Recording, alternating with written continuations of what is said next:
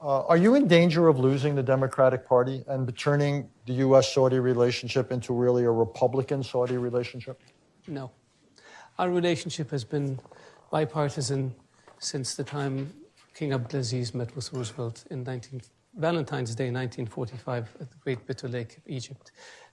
It's survived the coming and going of breaking of many storms.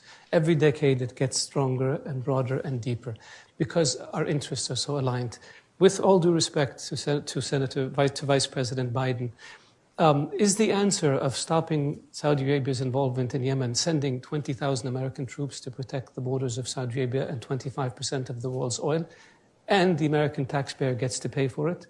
Is it in America's interest to have American forces fighting against Iranian-backed militias in Yemen? We're doing it. We should be supported, not criticized. And so people have been telling us for years, if not decades, you are wealthy, you are powerful, you should take over leadership in the Middle East, and you should deal with problems rather than, quote unquote, hold America's coattails while America goes to war. Now that we're leading, people are saying, what are you doing? What are you doing? So if you want us to lead, support us. And if you want to lead, by all means, go ahead, we'll support you. The war in Yemen is a terrible situation that we didn't bring on, that we went in to defend Yemen. The fact that it lasted 4 years is tragic, but your war in Afghanistan lasted almost 19 years. Your war against Al-Qaeda in Syria lasted 5 or 6 years. Wars are messy, and wars take time, and we're not a superpower. We're a developing country, leading a coalition of developing countries. You're a superpower, leading a global coalition of more than 60 countries, and you had a hard time with it. So let's be equal, or let's be balanced in leveling our criticism with regards to things like this. That's one. With regards to the comment by Elizabeth Warren that our interests are not aligned, absolutely not.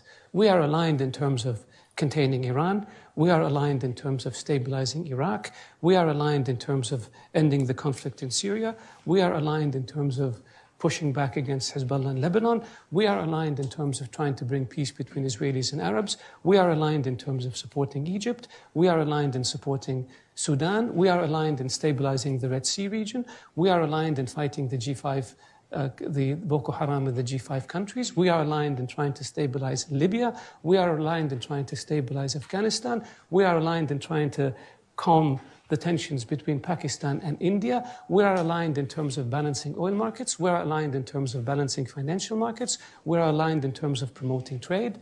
This is a hugely important relationship that the United States has with very, very few countries. And so for people to use us in terms of campaigns is one thing. I mean, I've been in the US since I was 16. I've seen every presidential election since Ronald Reagan was elected. And it seems to me that what happens in the campaign doesn't necessarily reflect what happens once people are in office. And in campaigns, Prince Bandar used to call it the silly season.